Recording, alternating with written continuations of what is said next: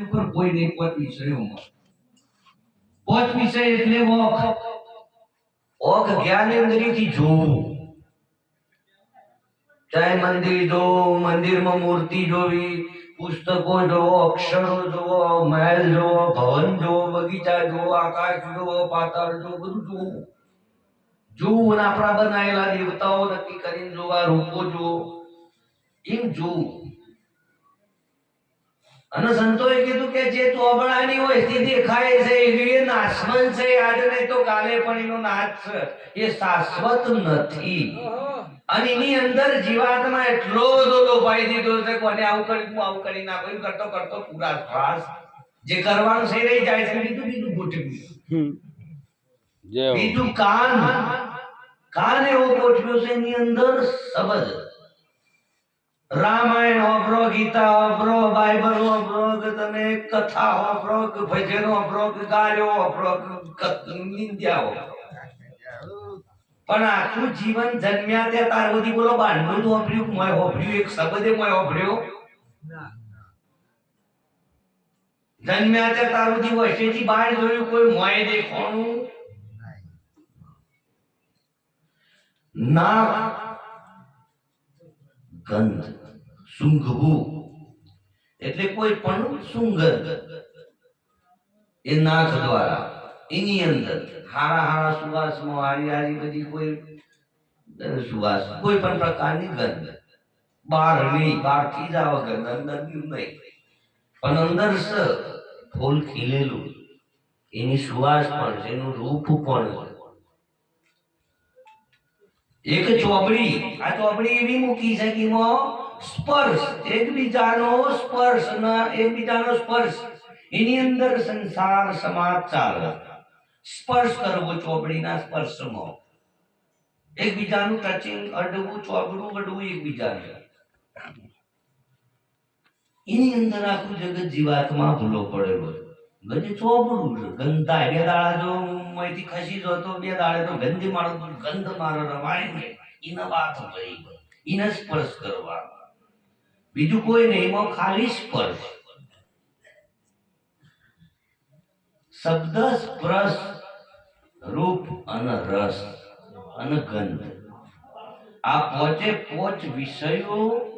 માં દરેક જીવાત્મા જન્મ તે મરતો સુધી આ પાંચ વિષયો સિવાય સઠ્ઠાની ખબર પડતી સંતોએ કીધું કે तीन त्रिवेणी के घाट बीच फूल सोहम का खिलिया वह है धर्म का बैठना सोचकर जग भूलिया त्रिवेणी ना वच्चो सोहम નું ફૂલ ખીલેલું ત્રિવેણી કને કહેવાય ત્રણ નદીઓ ભેગી હોય ને ત્રિવેણી કહેવાય આપણી અંદર ઓખમાં ત્રણ કલર સફેદ લીલો ને કાળો બાર ગંગાજી નદીમાં જો એટલે સફેદ પાણી દેખાય બરફ સફેદ એકદમ વ્હાઈટ ગંગા નદી જમના નદીમાં મય પાણી ઉઠાવો હોય એટલે લીલું પાણી જોયું છે આ બધું કેનાલોમાં એ પાણી લીલું આના બે પાણી જે જગ્યાએ ભેગો થઈ કે કાળો ધરો પર કાળો તો કે આ કાયામાં પ્રગટ ગંગા શીલ ફરો છો પગપાળા આ ગંગામાં તમે હરદમ નાઈ જો યા વશોબન કરી મય ગંગાના ઘાટમાં બેહો ને હરદમ દરેક શ્વાસ ચલાવો એટલે श्वासाची कर सुमिरनी कर अजंपा को जा परम तत्व को ध्यान पर सोहंग आपो आप सोहम તારો પોતાનું આત્માનું નિજ નામ છે નિજ એટલે પોતે નિજ નામ પોતાનું નામ શું સોહમ ઉલટ હંસો ભયો उलट घर देख अपना बंदा जगत है सब रहन का सपना आज आगर जो નીકળ્યા છે સપનું છે એમાં પાછા વળી જો મોય મોય એટલે કીધું સંતોએ કે નાભી કમર में नाव चलत है सीध परोसो पग एक ये नाव में हरदम બેહીજો તો જ પાર ઉતરાય બાકી બીજા કોઈ નાવડામાં બેહવા જાય ભરીને આયા નહીં અને કોઈ પત્તોય લાગવાનો નહીં ભવિષ્યમાં અને સંતોએ બતાવ્યું પ્રમાણે આપણે એમાં બેહવાનું છે એમાં હેડવાનું છે કે આ કાયામાં નાવ બુદ્ધિ સમુદ્ર પણ કયા સમુદ્રની વાત કરી કે 7 સમુદ્ર છે આપણા ગગન મંડળમાં 7 સમુદ્ર છે એમાં એક સમુદ્ર એવો છે કે 7 સમુદ્ર દેતા હિલોળા 900 નદીઓ ઘેરી કોરે મોરે કે ખારો રત્નાગ અને વચ્ચો વચ્ચ મૃતની લે ઈને કહેવાય બંકના એને કહેવાય 10મો દ્વાર એને કહેવાય નાભી કમર બધું એના બાર બીજી કોઈ જગ્યાએ ના હોય બધું જુદું જુદું ના હોય એટલે સંતોએ એટલી વાત કરી કે ઉન ઘર કી કોઈ શાન સમજાઓ બ્રહ્મ કહો સે આયા હવે તમે પોતે છો બેઠા છો પણ ઈ બેઠા છો તમારું સ્વરૂપ બ્રહ્મ છે તમે આત્મા છો તમને કદાચ તમારી ઓળખોને થઈ જાય તો કે આ શરીરમાંથી આ શરીરમાં છોથી આવ્યો છે આત્મા અને છો જવું એની ઓળખોણ કરવા માટે લાઈન ઓળખોણ ચડવા માટે ભજન છે અને ભજન એટલા માટે કીધું કે ઓઠ કંઠ કશું હલે નહીં ऐसा સુમિરન હોય મુખ સે ભજે સો માનવી મુઠાથી ગમે એટલું કથાઓ ને દેવતાઓનું નામ દે કર પણ બધો માનવી જ કહેવાય मुख से भजे सो मानवी हृदय भजे सो देव क्या सुरता से भजे उनको कहिए संत उनकी करिए सेव जय हो એટલે આપણું મન જો સુધી નહીં મોન કના ખરેખર આ એક 84 નો ફેરો છે એમાંથી બચવા માટે આપણા પાયના દાવ અને ખરેખર આપણે 5 વિષયોમાં ભૂલા પડીશું તો જે 5 વિષયોમાં ભૂલા પડ્યા છે એ વિષયોને દ્વારે રહી રહેવાના ઇન્દ્રિયો નહીં રહેવાની એક સમય એવો આવશે તો જીવ ભટકી જશે તમે ભટકી જશો એવો શરીર નહીં હોય હાથમાં ચો જાવ શું કરું અને બાજી હાથ છે જય હો એટલે ગમે ત્યારે ગમે ત્યો